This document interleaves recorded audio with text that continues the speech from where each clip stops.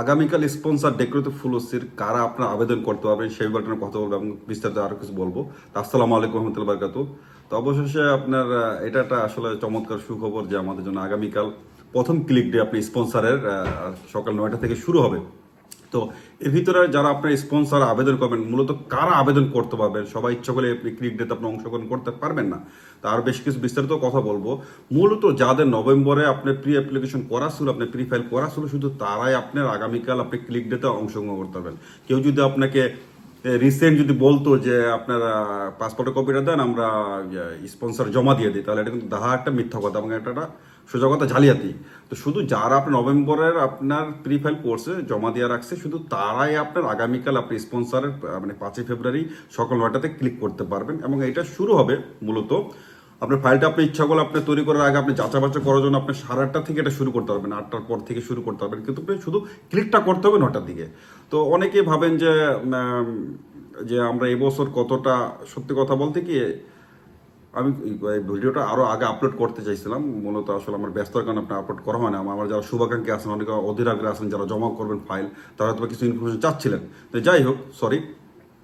মূলত এই ব্যাপারটা হলো আপনার এবছর একটু ব্যতিক্রম ঘটছে। আপনার এবছরের আপনার স্পন্সরের কোঠা আছে আপনার 70,720 স্পন্সরের কোঠা আপনার, কিন্তু প্রি ফাইল কিন্তু মূলত তুলনামূলক একটু কম জমা পড়ছে। আপনার ওদের অফিসিয়াল সাইট আপনার আপনার স্বরাষ্ট্র মন্ত্রণালয় অফিসিয়াল সাইটগুলোতে আপনার এটা প্রকাশ করছে, এটা আমার মুখের কথা না।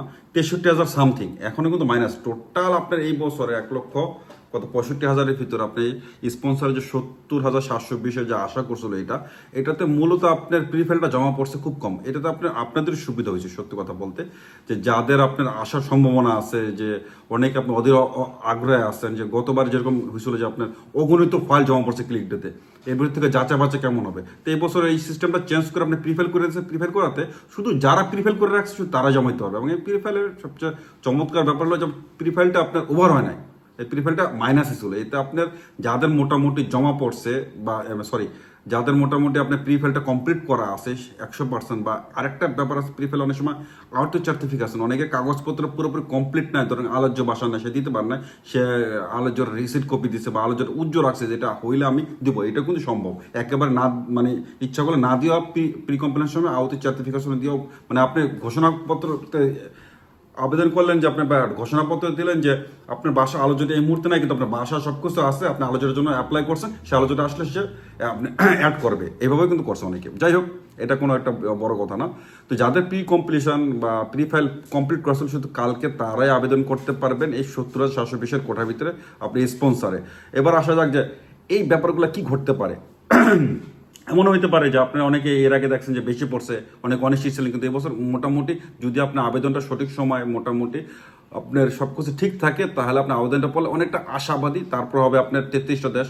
আর এই 33টা দেশের যে ব্যাপারটা, সেটা আসলে পুরোপুরি যদি বলতে যাই, 33টা দেশ কিন্তু আপনার এখানে অংশগ্রহণ করে না। আমাদের ভিতরেই ভাগগুলো হয়ে যায় অলরেডি। অনেকে বলেন যে আমাদের দেশে মাত্র 4,000 পাইছে, না 4,000 না, এটা আপনি বেড়ে 12,000, 15,000, 20,000 হইতে পারে। কারণ অন্য অন্য দেশগুলো যখন অ্যাড হবে না, তখন কোটাগুলো পূরণ করতে গেলে আপনি এমনিতেই মাইনাসে আছে। তো এই কোটাগুলো পূরণ করতে আলটিমেটলি যে দেশগুলো আবেদন করছে তাদের ভিতরে আপনার ডিস্ট্রিবিউশন করা হয়।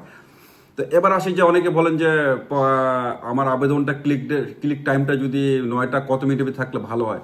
সত্যি কথা বলতে কি, এই ক্লিকের টাইমটা খুব বেশি যে ভেরি করে সবসময় তাও না, আবার যে ভেরি করে না তাও না। ব্যাপারটা এরকম যে আপনার 9টা 1 মিনিটে, 2 মিনিটে, 3 মিনিটে, 5 মিনিটের ভিতরে আপনার ক্লিকটা হয়েছে। বাট আপনি যারা ক্লিক করছে তাদের টোটাল রিকোয়ারমেন্ট কিন্তু 100%।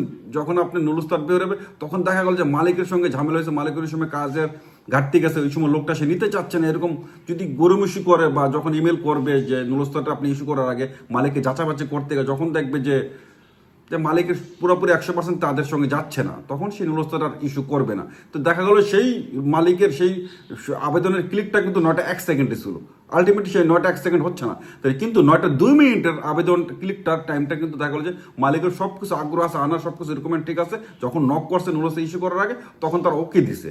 সেই ক্ষেত্রে দেখেন 9টার 2-টা আপনার ইস্যু করলো নুলস্তা। ব্যাপারটা হলো এরকম।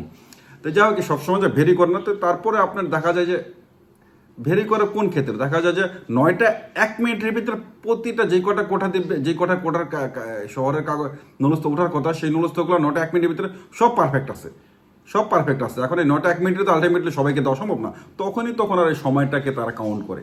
যে এই পুরোপুরি কারেক্ট আবেদনগুলা, কারেক্ট মালিকের সব কিছু জিনিসগুলা যখনই কারেক্ট আসে সেই ক্ষেত্রে তখন ওরা 9টা 1 সেকেন্ড 2 সেকেন্ড 5 সেকেন্ড হয়তো ভেরি করে, এটা হওয়ার সম্ভাবনা আছে।